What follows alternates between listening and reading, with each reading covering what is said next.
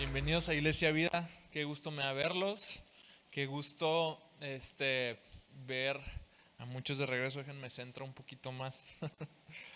Ah, Gracias por estar aquí, sean bienvenidos. Si vienes por primera vez, tenemos un detallito que darte allá en el módulo de información. Siéntete bienvenido, bien recibido.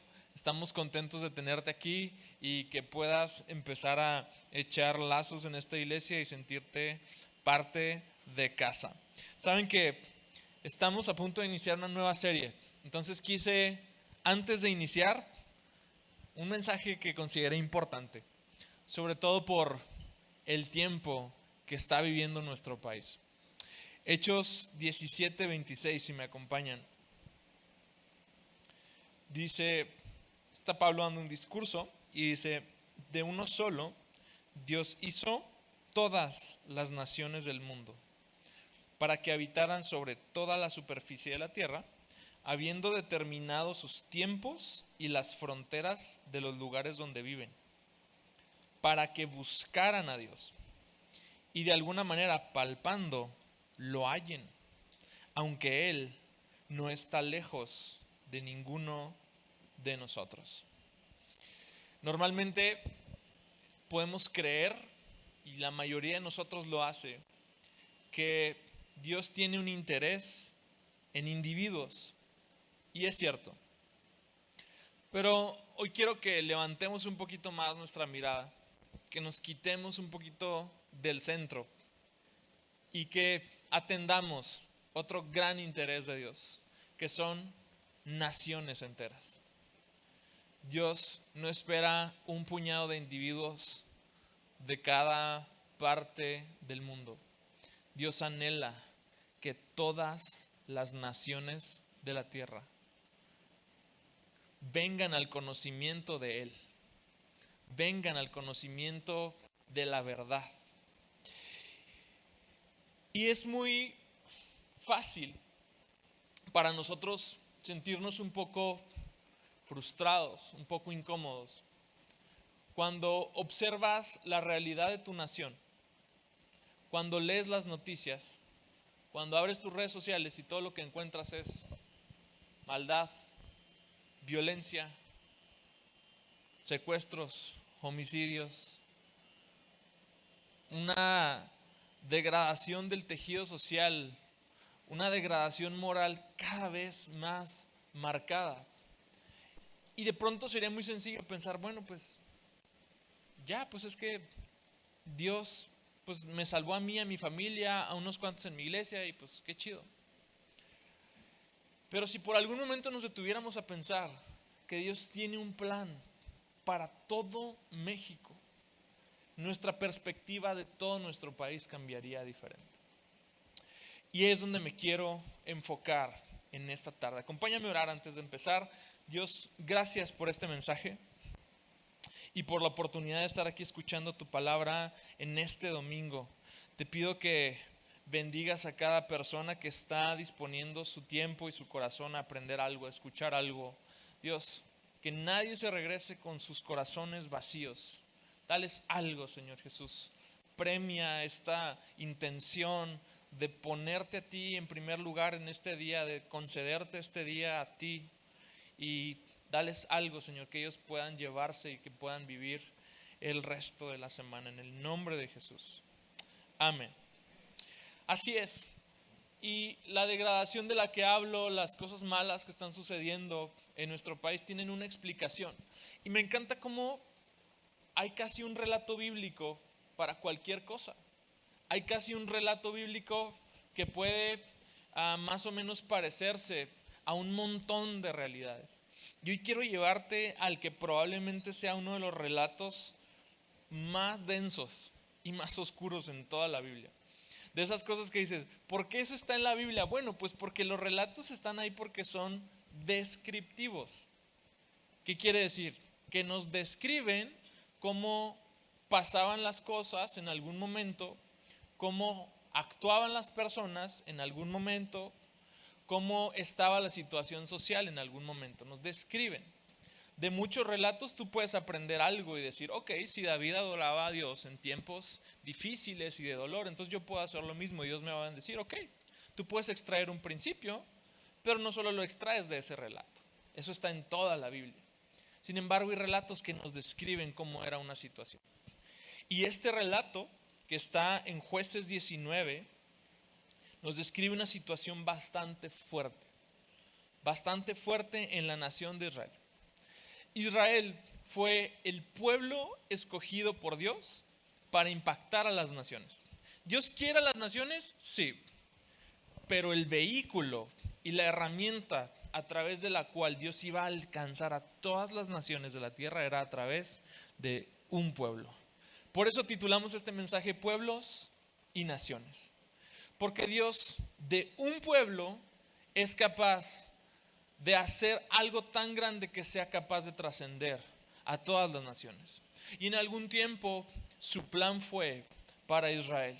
Pero a través de Jesús nosotros hemos sido hechos este nuevo Israel. Ahora la iglesia es este nuevo Israel en el cual Dios sigue teniendo un propósito. Y Dios va a utilizar este nuevo Israel para alcanzar lo que Él ya quería desde antes. Todas las naciones. Entonces llegamos a este relato y lo voy a ir contando un poquito parafraseado, ya que es bastante extenso. ¿Dónde estamos? Bueno, resulta que un hombre de Israel, un levita, se consigue una concubina. Esta concubina era de Belén, de Judá. La concubina le es infiel. Y entonces la concubina, quizás culpable o de alguna manera se encontró como que ya no podía tener una vida con este chavo, se regresa a su casa y se regresa con su papá. Entonces la Biblia dice que este hombre levita decide hablarle cariñosamente para hacerla regresar. Y eso es lo que va a hacer. Entonces este hombre va hasta Belén para reconciliarse con su concubina y que ella pueda regresar. Y hasta aquí todo marcha bien en la historia. El hombre se queda con su suegro, el suegro lo recibe, conviven y todo sigue muy bien. Cuando deciden este hombre y su concubina partir de regreso a su lugar de origen, se encuentran de pronto con que llegan a una de las tribus de Israel, a Benjamín. Están en una plaza en medio de la noche y nadie los hospeda. Entonces sale un anciano y de muy buena gana y de muy buen corazón este anciano los hospeda. Y aquí es donde los traigo a la historia. Versículo 20, Jueces 19. Serán bienvenidos en mi casa. Yo les daré todo lo que pudiera faltarles, pero no se les ocurra pasar la noche en la plaza. Entonces los llevó a su casa, les dio alimento a los burros, después de lavarse los pies, comieron y bebieron juntos. Mientras disfrutaban el momento, un grupo de alborotadores de la ciudad, otras versiones te podrán decir que eran hombres malvados, rodeó la casa.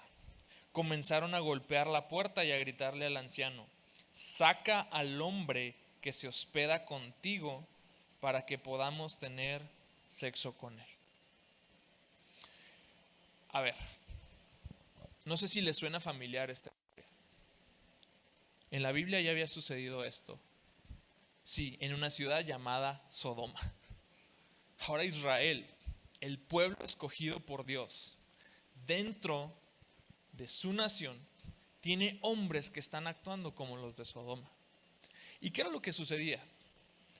Que ya tenía el pueblo de Israel casi 300 años en una espiral descendente de idolatría, degradación moral, falta de sujeción a Dios. Y siempre estaba pasando algo cada vez más y más y más malo. Y lo primero que nos deja ver este relato es cómo el pueblo de Israel había empezado a tocar fondo en hacer cosas que ellos no hacían. Dios les había dado leyes para distinguirlos de todas las naciones de la tierra. Dios les había dado un orden y una cercanía especial de su presencia para que ellos supieran que tenían un propósito y que estas leyes se iban a impregnar a lo largo de todas las naciones. Pero ahora el pueblo de Israel está actuando como no deberían actuar. Pero esto no es lo peor del relato. Entonces el anciano salió para hablar con ellos. No, hermanos míos, no hagan algo tan perverso, pues este hombre es huésped en mi casa y semejante acto sería vergonzoso. Y miren la solución que propone el anciano. Dice, miren, llévense a mi hija virgen y a la concubina de este hombre. Yo se las sacaré y ustedes podrán abusar de ellas y hacerles lo que quieran. Pero no cometan semejante vergüenza contra este hombre. Sin embargo, ellos no le hicieron caso.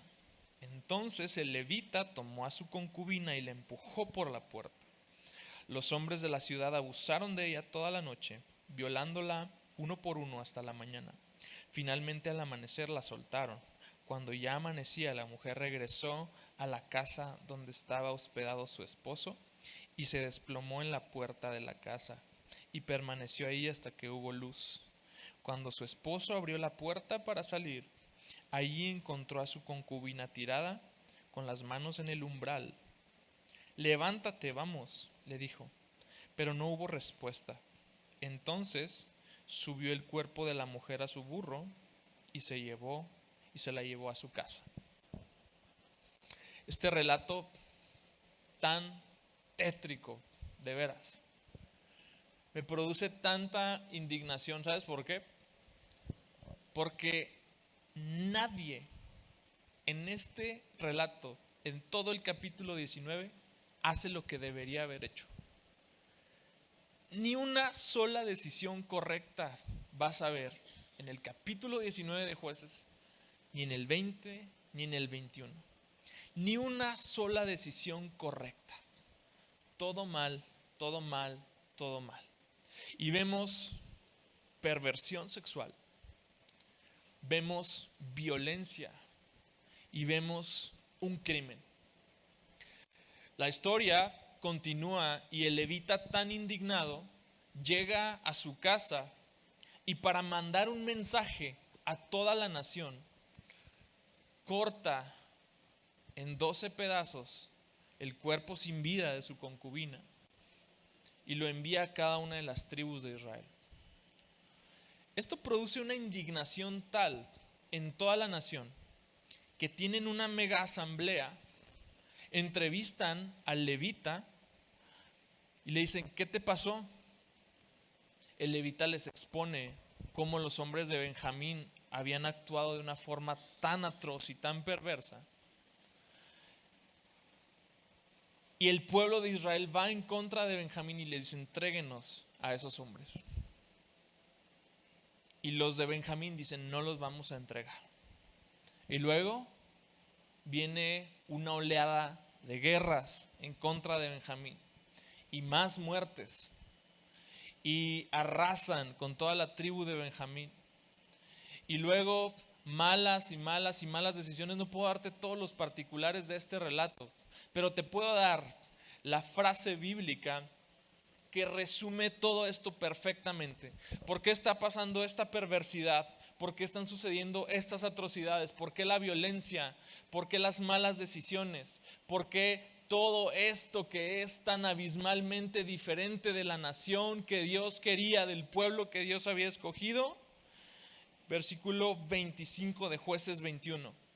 Cierra todo el relato diciéndonos, en esos días no había rey en Israel.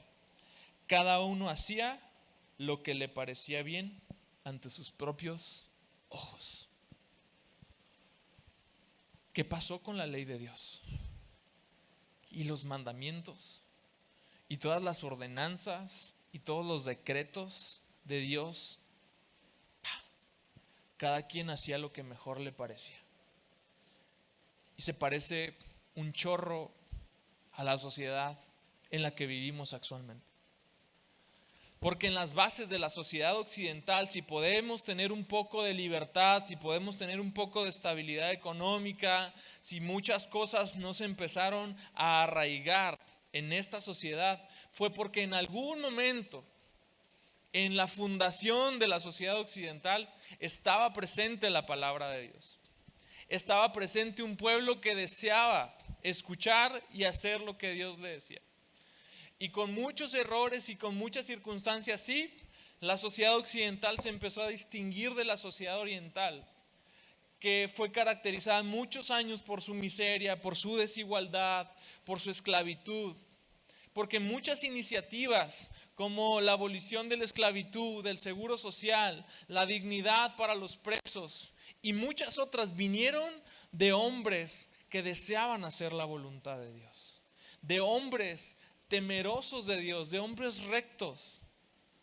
Sin embargo, todas las cosas que nos producen indignación cada vez que tú y yo abrimos alguna red social o vemos un noticiero, tanta violencia, tantos homicidios, tanta sangre inocente derramada, tiene una explicación y miles de años después sigue siendo la misma explicación.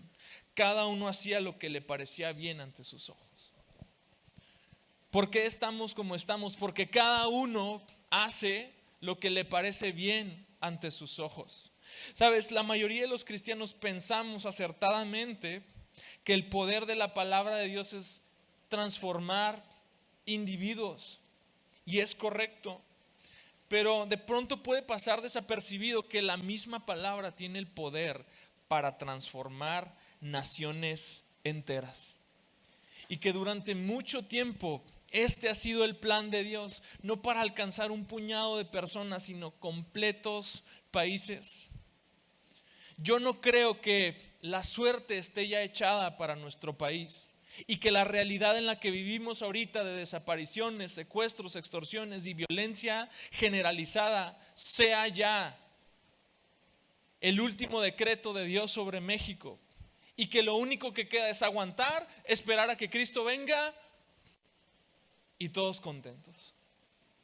Yo creo que en el corazón de Dios todavía está la intención de alcanzar una nación entera. Yo creo que lo que vemos, lo que leemos, lo que nos indigna, lo que nos está carcomiendo por dentro, lo que nos hace a veces detestar la realidad, al mundo, que a veces nos hace reaccionar como los israelitas, querer tomar justicia por su propia mano. Pero a veces la justicia por propia mano trae más violencia y más degeneración. Y lo que nos mueve tanto es porque al mismo tiempo nos damos cuenta de que nos hemos apartado de Dios, de que cada uno sigue haciendo lo que bien le parece. Y durante mucho tiempo, el pueblo de Israel fue una nación por las leyes que Dios le había dado. Estos 10 mandamientos, excluyendo la parte que le compete completamente a Dios de esos, sigue siendo la columna vertebral de muchos ordenamientos de leyes de todos los países. Sigue siendo lo que todavía es un puntal para nuestra sociedad, un pilar, para que no se caiga a pedazos. Pero la ley solamente tiene el efecto de crear cierto orden. La ley no sirve de nada cuando los corazones siguen apartados de Dios. La ley podrá imponer algún castigo, pero no es capaz de transformar nuestra sociedad. La palabra de Dios sí. Fíjate algo muy interesante. Cuando Dios da los 10 mandamientos, la palabra que se utiliza para mandamientos, que en hebreo sería mitzvot, no está en el libro de Éxodo. La palabra que se utiliza para mandamientos es davar, algo tan sencillo como palabras. Palabras es lo que significa. Y muchas veces te vas a encontrar en la Biblia con que Dios relaciona la obediencia con el oír la voz de Dios. Con el oír, no sus reglas, sus palabras. ¿Qué son estas cosas que Dios dice? Lo escucho. En lugar de hacer lo que me parece bien, yo pongo mis oídos para entender lo que Dios quiere. Las leyes de Dios revelan su justicia y su carácter y muestran que Él es agradable y que Él puede traer bendición al ser humano. Si dentro de nuestras naciones realmente hubiera leyes que absorbieran esto del corazón de Dios, la realidad sería muy distinta. Pero nos toparíamos exactamente con el mismo dilema. ¿De qué nos sirve una ley escrita en piedra si nadie la va a respetar? Por eso Dios dice, yo tengo una alternativa. Yo voy a escoger un pueblo y no voy a volver a escribir en piedra. No voy a volver a escribir leyes en tablas para que nadie les ponga atención. Voy a escribir mi propia ley en sus corazones. Voy a escribir mi propia ley en sus corazones para que en lo más profundo de su corazón, lo que ellos consideran que es correcto sea lo mismo que yo considero que es correcto. Y esa es la solución para transformar a una nación. Y no solamente quiero exponerte el problema y decirte por qué la situación de nuestro país está tan decadente y es tan lamentable, sino quiero ir a la solución. Porque el pueblo de Israel va a permanecer así muchos años. Y este relato quizás no sea lo peor que sucedió, a pesar de lo tétrico que es. Quizás no sea lo peor que sucedió en ese momento, pero describe cuál era la calidad del corazón de esas personas en ese momento. Y la historia avanza y vamos a llegar a un libro, al libro de Primera de Samuel. Y en Primera de Samuel, de alguna manera Dios se encarga de generar finalmente un contraste con todo lo que el pueblo estaba sufriendo en ese momento. Dios se encarga de llamar a un jovencito que era la representación del pueblo que tú y yo estamos llamados a ser.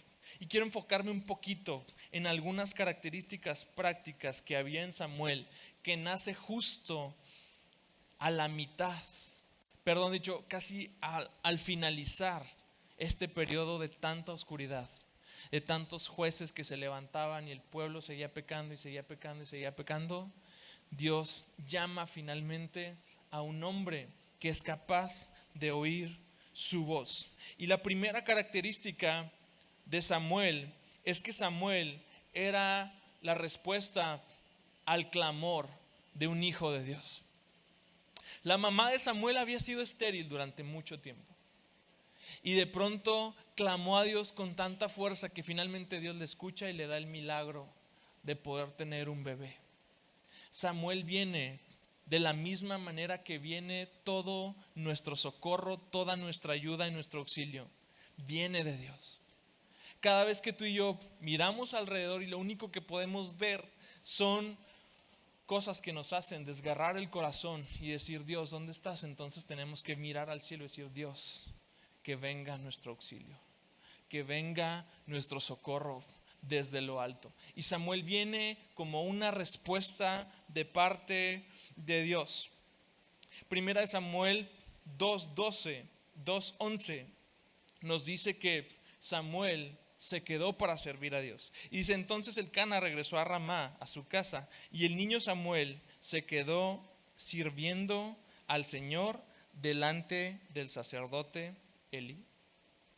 Y luego este otro pequeño relato nos empieza a enseñar un contraste. Y empezamos a ver cómo va a empezar a contrastar el carácter de Samuel con el carácter de las personas que en ese momento estaban ocupando la posición que Samuel ocuparía un día. Y dice, apenas nos dice que Samuel se quedó sirviendo al Señor, el versículo siguiente dice, pero, para generar el contraste, dice, pero los hijos de Elí eran hombres indignos y no conocían al Señor. Y luego el versículo 17 le agrega más y dice, el pecado de los jóvenes era muy grande delante del Señor, porque despreciaban la ofrenda del Señor. Estos cuates eran tranzas, se robaban las ofrendas del pueblo, le rasguñaban para quedarse ellos con las ofrendas. Y luego, peor todavía, se acostaban con las señoritas que servían a las afueras del tabernáculo. ¿Por qué eran así? Pues porque en ese tiempo todo mundo seguía haciendo lo que mejor le parecía. Y estos cuates seguían haciendo lo que les daba la gana. Y esta era la pintura perfecta del israelita promedio en esos entonces. Pero Dios levanta el contraste. Pero Dios levanta la respuesta. Dios llama a un joven capaz de hacer la diferencia. ¿Sabes? Dios va a utilizar pueblos para transformar a las naciones, pero dentro de cada pueblo Dios va a encontrar individuos. Dios va a empezar en lo individual a llamar personas que sean capaces de escuchar su voz para llevar a cabo su plan de transformación mundial. Porque así pasó con Samuel. Y enseguida la Biblia nos enseña que Samuel era un hombre, bueno, en este tiempo un adolescente, que vivía en la presencia de Dios. Primera de Samuel 3:2, una noche Elí, que para entonces estaba casi ciego, ya se había acostado. La lámpara de Dios aún no se había apagado y Samuel estaba dormido en el tabernáculo cerca del arca de Dios. De pronto el Señor llamó: Samuel. Sí, respondió Samuel. ¿Qué quiere? Samuel dormía en la presencia de Dios. Samuel estaba cerca del símbolo más representativo de la presencia de Dios. Quiero dirigirme un poquito a los jóvenes que probablemente hoy digan: yo tengo tantos años y todo lo que he experimentado es un Dios heredado de mis papás. Todo lo que he experimentado es una fe de oídas que no he podido vivir, que no lo he podido sentir. ¿Sabes? Samuel duró quizás 16 años para escuchar la voz de Dios por primera vez. Pero todo el tiempo Samuel tomó dos buenas decisiones que lo pusieron en el lugar correcto para escuchar la voz de Dios y encontrarse finalmente con el Dios del que él había escuchado. Y la primera buena decisión de Samuel fue servir a Dios, ser obediente a lo que sus papás querían. Sus papás querían que él sirviera a Dios y Samuel fue obediente.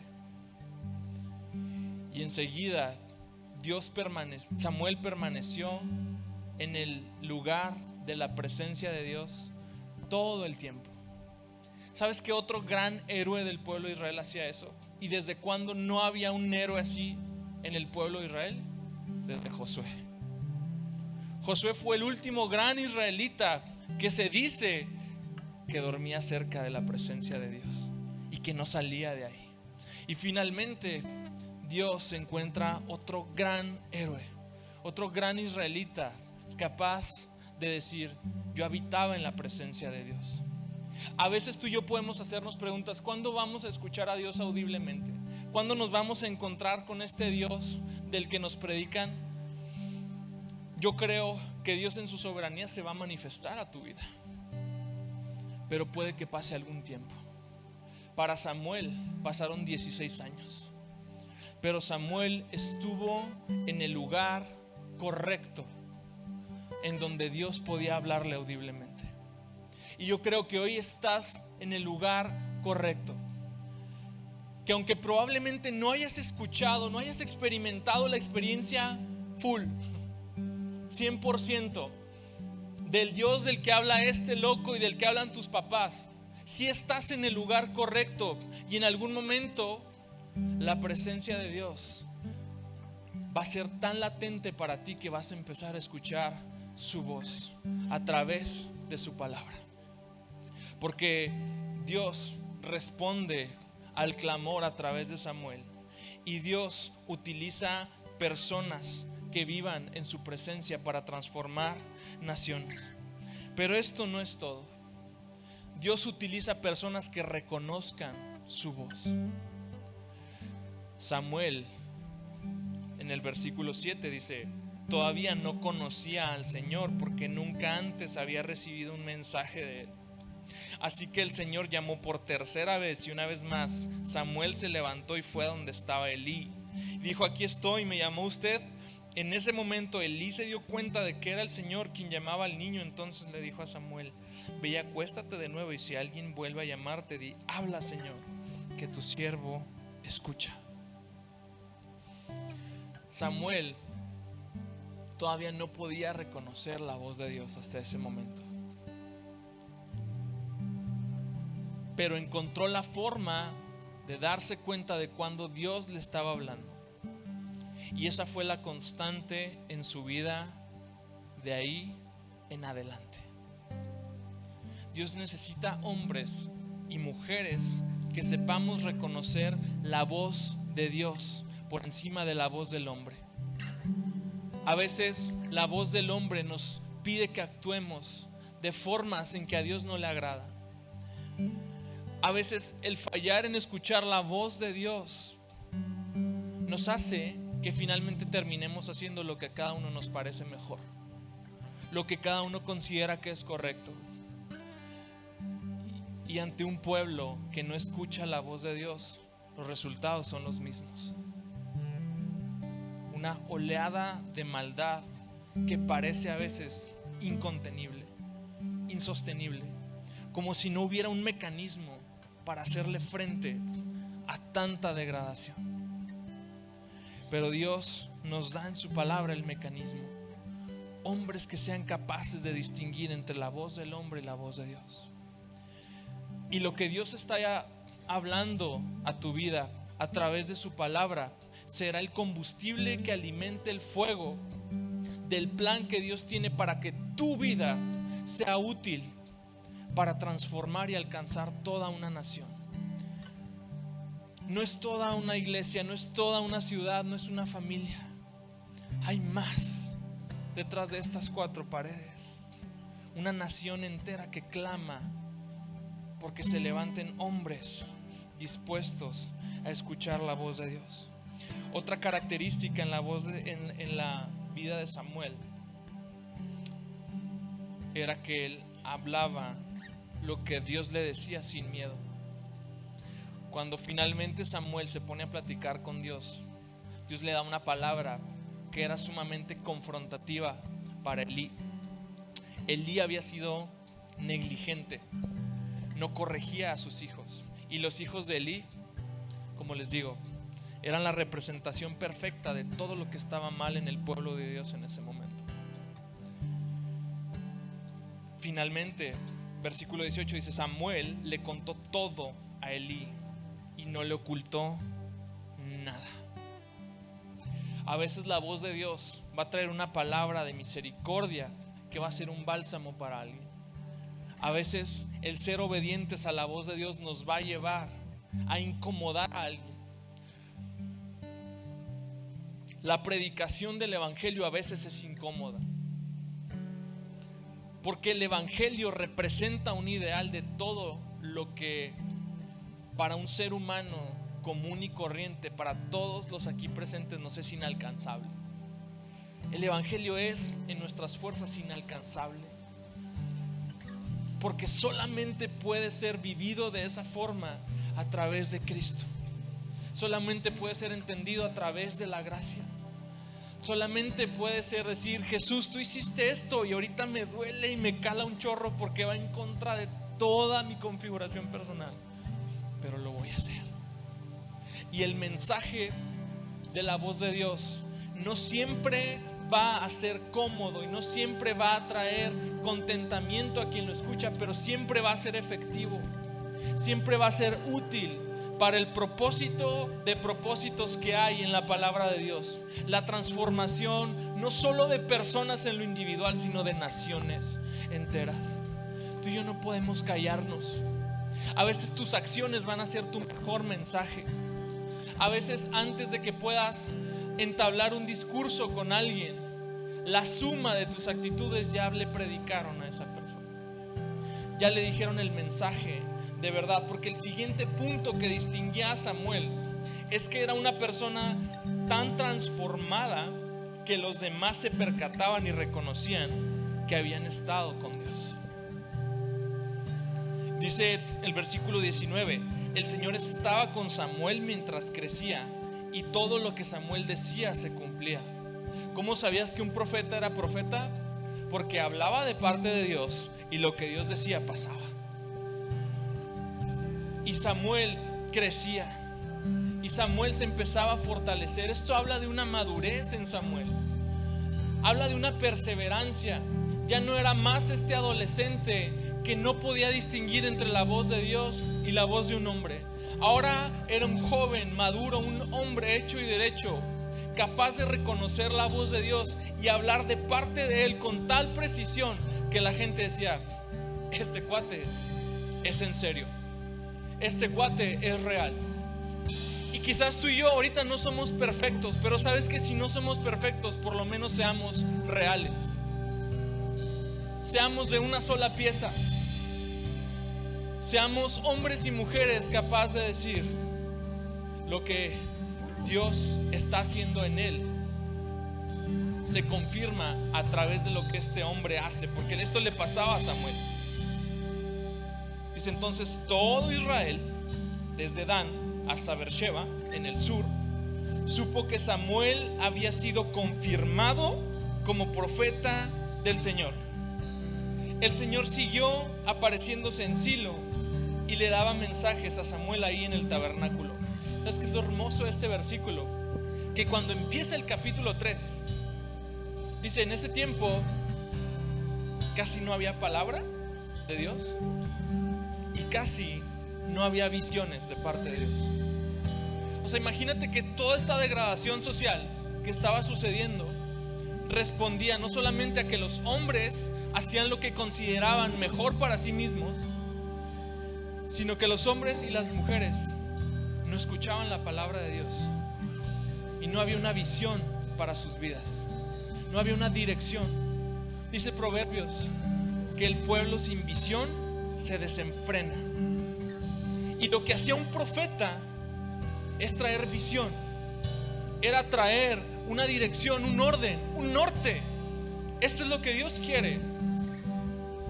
Y sabes, hoy sigue habiendo entre nosotros dones proféticos que son capaces de empezar a hablar de parte de Dios. Aunque sinceramente basta ser capaces de escuchar la palabra de Dios, de escuchar estas verdades y hablarlas para hablar lo que Dios quiere. Pero ¿sabes qué falta antes? Falta ser sensible ante la voz de Dios. Algo tan bonito con Samuel era que su nombre, su mamá se lo puso porque significaba Dios ha oído, porque Dios la oyó. Entonces mandó a Samuel. Pero ahora alguien que representaba a alguien que había sido oída por Dios, ahora él mismo estaba oyendo a Dios. Esta es la relación perfecta de Dios con su pueblo, porque Dios oye el clamor de su pueblo. Dios oye el dolor de toda una nación bañada en sangre. Dios oye el clamor de muchas personas que, como tú y como yo, nos duele lo que está pasando en el país. Y aquellos a quienes Dios oye, ahora responden oyendo la voz de Dios. Así como Samuel, ahora hay un pueblo que responde oyendo. ¿Cómo era desde el principio? ¿Mandamientos? No, palabras. Un Dios relacional, un Dios cercano, un Dios que solo dice: escúchame para que te vaya bien, escúchame para que a tu país empiece a tomar un rumbo distinto, escúchame porque tu país lo necesita. Ya dejémonos de santurronerías y de morales dobles. Somos santos porque Dios quiere que seamos santos, pero hay todavía un propósito más excelente, porque tu testimonio, tu ejemplo tiene un eco que quizás no lo hemos logrado dimensionar. Va más allá que el ser aceptado en una comunidad, va más allá que el tener un buen testimonio ante las personas. Es parte de un propósito que hace un eco impresionante, que hace un eco hacia todas las naciones de la tierra. Un pueblo conformado por individuos que son capaces de escuchar la voz de Dios. ¿Y cuál fue el resultado para la vida de Samuel? Todo este relato en los primeros 3 capítulos de Samuel nos cuenta el desenlace de lo que estaba pasando en los últimos capítulos de Jueces. Todo iba mal. ¿Sabes cuál es? Cuando toca fondo el pueblo de Israel. En una guerra, los filisteos, enemigos de toda la vida, se llevan el arca del pacto, el símbolo más representativo de la presencia de Dios, el símbolo más sagrado que tenía el pueblo de Israel, de que su Dios estaba con ellos. Es capturado por sus enemigos. En ese momento, una nuera de Elí, cuando está dando a luz a su hijo, le pone por nombre Icabod, que significa la gloria se ha ido. En ese momento, Dios estaba mandando un mensaje al pueblo de Israel diciéndoles: ustedes están así porque ya mi gloria se apartó. Dios se aparta de ese momento, no porque Él quisiera, porque ellos lo permitieron, porque ellos dejaron la gloria de Dios en manos de sus enemigos. Pero se levanta este hombre que escuchaba la voz de Dios. Se levanta este hombre que empieza a levantar a otros hombres, que empieza a traer visión, que empieza a traer palabra, que empieza a traer orden. Y tan pronto llegamos al capítulo 7 de Primera de Samuel, nos encontramos con el versículo 19, con el versículo 12, quiero decir. Entonces Samuel tomó una piedra y la colocó entre Mizpa y Sen, y la llamó Ebenezer, y dijo: hasta aquí nos ha ayudado el Señor. ¿Y cuál era el hasta aquí de Samuel? ¿Qué pasó? Los filisteos fueron sometidos y no volvieron más dentro de los límites de Israel. Y la mano del Señor estuvo contra los filisteos todos los días de Samuel. Las ciudades de los filisteos, que los filisteos habían tomado de Israel, fueron restituidas a Israel, desde Ecrón hasta Gad, e Israel libró su territorio de las manos de los filisteos, y hubo paz entre Israel y los amorreos. En un abrir y cerrar de ojos, esta Israel oprimida por sus enemigos, rodeada de la maldad. ¿Sabes? No se necesita ser un genio para saber que si Israel prevalecía en la guerra era porque se habían vuelto a Dios, era porque le habían dado un espacio a Dios en sus corazones, era porque habían vuelto a escuchar. Y lo que hace este hombre es que ahora este hombre ha contagiado a toda una nación, y ahora esta nación empieza a recuperar el territorio que sus enemigos les habían quitado. Ahora esta nación empieza a poner límites y les dice a sus enemigos: se llevaron la gloria de Dios una vez, pero 2 veces no. Probablemente la gloria de Dios se había ido de los corazones del pueblo antes que del tabernáculo, pero Dios levantó un hombre capaz de restaurar el orden divino en esa nación. Y ahora los enemigos a raya, y ahora los otros enemigos en paz, porque sabían que Dios estaba de nuevo con este pueblo. Este pueblo que estaba sumido en una miseria moral increíble. Este pueblo que clamaba por justicia, por la sangre de tantos inocentes, fue transformado por medio de la palabra de Dios. Fue transformado por medio de la dirección de Dios, por medio del orden divino. Fue transformado por una suma de individuos que eligieron escuchar la voz de Dios antes que lo que cada uno creía que era correcto. Sabes, hoy nuestro país está en esta misma situación. Yo estoy harto de leer en las noticias una desaparición más, una violación más, una muerte más, matanzas en todos lados, niños abandonados, hogares desintegrados por completo. Ya me cansé de indignarme, ya me cansé de que me doliera y de quejarme y de a veces pensar: es que el gobierno, es que la sociedad. Y entonces dije: es momento de que tomemos acción y de que tomemos nuestro lugar.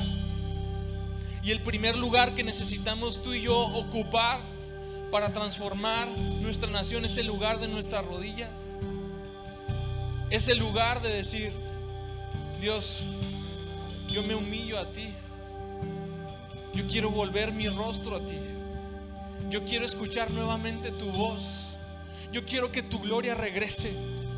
Yo quiero que tu gloria regrese a México. Yo quiero que tu gloria sea visible en todos los rincones de una nación que está siendo transformada por la predicación de tu palabra, que está siendo transformada por ser sensibles. Y si tú te quieres unir a mí, ponte de pie.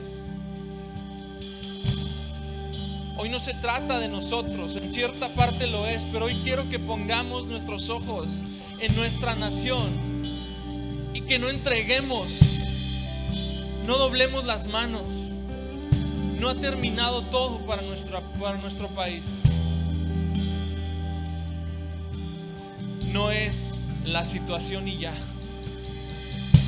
Dios puede seguirte utilizando como un agente de cambio en lo que sea que Dios te haya dado a hacer. Yo oro que Dios realmente te dé influencia mayor en lo que Dios te haya puesto a hacer, y que en la manera que tú te permitas escuchar la voz de Dios, esta voz sea como un eco. No sé si me pueden poner la imagen con la que empezamos. Nuestra voz es como un eco. No podemos callar. En el libro de Ezequiel, el profeta Ezequiel tiene en el capítulo 47 una visión. La visión es muy simple pero muy profunda. De en medio del templo sale un río que empieza a inundar todas las naciones. Tú y yo somos el templo del Espíritu Santo.